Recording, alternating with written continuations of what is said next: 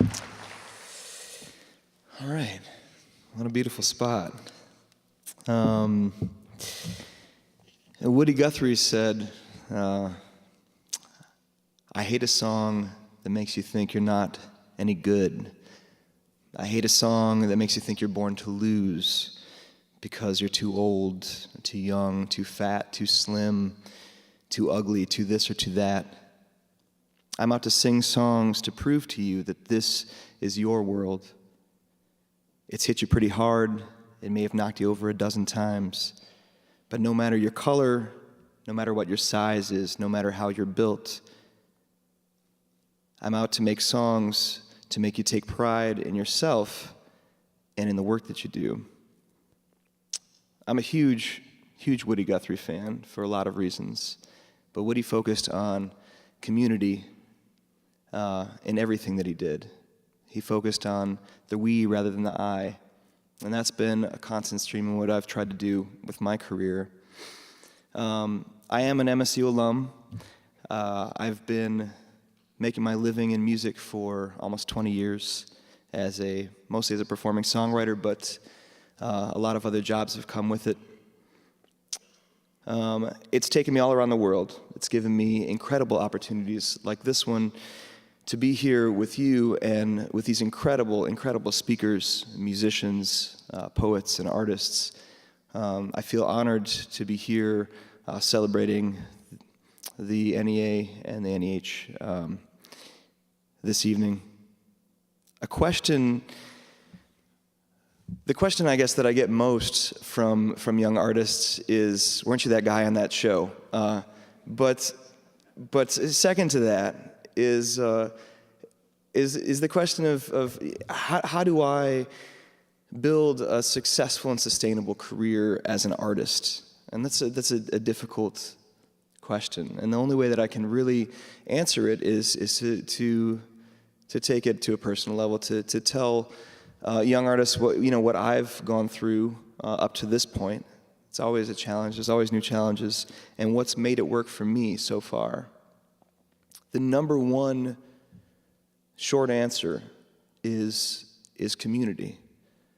Is giving my talents to help build a community around me that has given back to me and supported me through my career. It's been the number one thing. There's a lot more to it. A thirst for growth and evolution in your art and in your personal life. A really solid, stubborn streak. An idea of what you want to do and why you want to do it. Hard work. The ability to live on ramen noodles for like weeks at a time. It's really important. And I'm not talking about like the Williamsburg $20 a pop ramen. I'm talking about grocery store ramen. Glad we had that straight. No, but the main thing for me at least has been about building and growing a community, and that community has come back and has buoyed me and has supported me through my career. I grew up in a household that was very, very centered on the arts. It was my mom is a writer; she's a poet. We would go in the summers to music festivals, folk festivals, blues festivals, world music festivals, and I remember this one time that really struck me when I was a very young child. I remember it really clearly. We went to a festival. I was sitting on the ground. It was in between artists, and we were, in the audience. A bunch of people, hundreds of people were there, and everybody was talking. Everybody was scattered and talking and waiting for the next artist to come on. Finally, I was watching the stage, and a older gentleman came on the stage and picked up a banjo and sat down in a chair. And started singing, and one by one, people stopped talking, and the whole audience quieted down. It was silent, and then one by one, as he kept singing, people started joining in. And by the end of the song, the entire audience was singing along with this gentleman. And I remember watching the smile on his face. He was just beaming, and I remember thinking, this isn't about him. This is about us. And that was Pete Seeger. And it struck me, and it's stuck with me for my entire career. And it's been that thing. that thing that has built my career. It's not about me. It's about us. And when I was a little bit older, we continued going to these festivals, and I was 12 and 13, and I just picked up the guitar, and I had an interest in writing songs. And another thing that was really amazing was this core ethic of folk music, in that it's the passing the torch. It's the passing the torch to the next generation, making sure that this music doesn't die, making sure it's a living art form. And that to me was so important. As a 13-year-old kid, these artists would be on stage, they'd play their set, and then instead of like being rushed off the stage back to their tour buses or limos or hotel rooms or jacuzzis or whatever, they were going out into the audience, they were shaking hands, they were doing workshops, and a lot of them had the time to talk to a 13-year-old kid who was just picking up the guitar, just learning how to songwrite. Dave Van Ronk, Spider John Corner, Pete Seeger, Joel Mabus, Greg Brown. I got to sit down with these people, and they talked to me and taught me and told me about what their lives were like. And that has been everything for me, to be able to give back in that way, to learn and to teach at the same time with the younger generation and make sure this music doesn't die, has been a really, really important for me. Later on in my career, I've played the same festivals that I was going to as a kid, which is a wonderful honor, gotten myself out there, met these kids that are working at this, that are wanting to learn, doing these workshops, taking part in this legacy. So my music has taken me all over the world. It's taken me to lots of different places, really interesting places, crazy places. But one of that core element of passing the torch and of being involved in a community has never left, and it's never let me down. I've been involved in lots of different organizations. It's a big part of what I do. Earthwork Music is an artist collective here in Michigan that it's a network of artists that's kind of built on reciprocal enthusiasm, people bouncing ideas back and forth. You're traveling around as a musician, you find a lot of cutthroat communities where people are just trying to get ahead of each other up the ladder. Our community in Michigan is not like that from what I've seen, what I've felt, what I've experienced. It's about collaboration over competition, and it's pushing a whole thing forward, and I feel honored to be involved in that. Working at Michigan State University's Community Music School was a wonderful, wonderful experience. It's an incredible program. Working with organizations up north in Traverse City, where I live now, like Seeds and Blackbird Arts education organizations. And a couple years ago, I co-founded an organization called On Stage for Kids that works with bringing career musicians into schools to partner with school bands, school choirs, school orchestras, and get real music in front of kids K through 12, which I think is so important. A lot of these kids haven't even seen anybody actually play a real instrument in front of them ever. That to me doesn't make any sense at all, growing up where I did. So all of these organizations have been wonderful. It's wonderful to take my time and to give to these and to create these networks.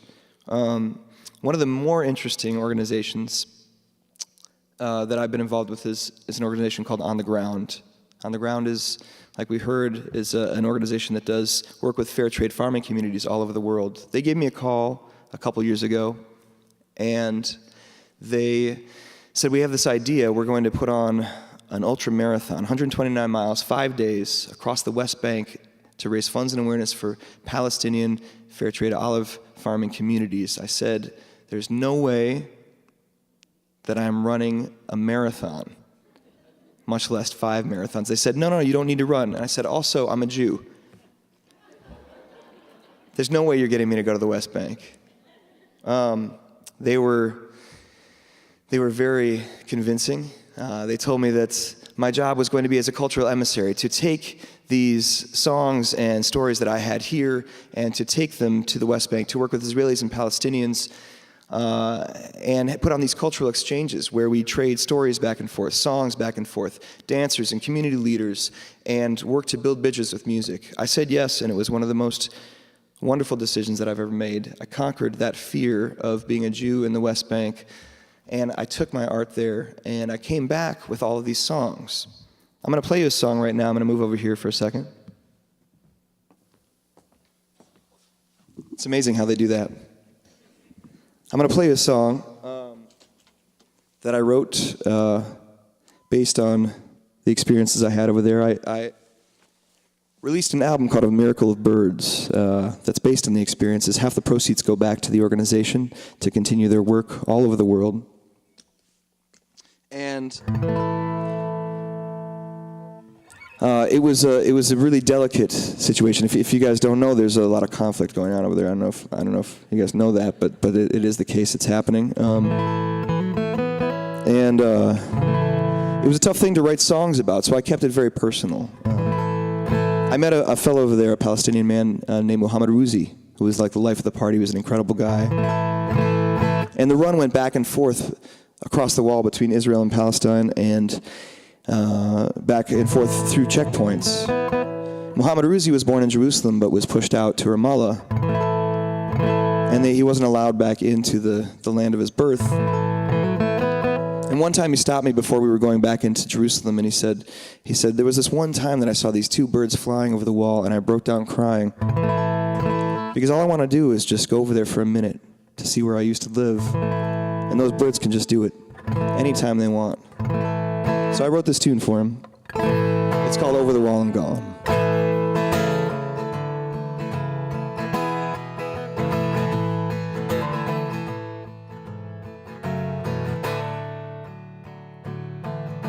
We stayed on the road and watched the cloudless sky. Overhead a pair of birds flew by. Over the wall in the blink of an eye. Over the wall and gone. Walked back down to the turnaround. I said goodbye, and he didn't make a sound. He just smiled at me and looked back at the ground. He was over the wall and gone. Two birds are flying, trying to find our way. Two birds are flying. I hope you make it home someday.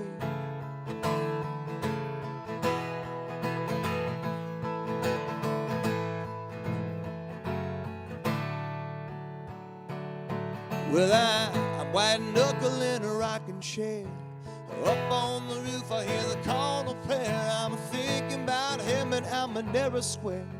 He's over the wall and gone. I wandered in the market till the nighttime came, lost among the whispers of 1,000 claims, trying to give the slip to all this shame. Sent it over the wall and gone. Two birds are flying, trying to find our way. Two birds are flying. I hope you make it home someday. Well, we raise it up and then we raise it to the ground. I'm buried beneath the weight of all this lost and found. There's ancient city streets are waiting 6 feet down. 6 feet down. Back down on the ground at JFK. The flight home felt like a ricochet. Whether it's 10,000 miles or a stone's throw away, it's still over the wall and gone. The two birds are flying, trying to find our way. The two birds are flying. I hope you make it home someday. Hope you make it home someday.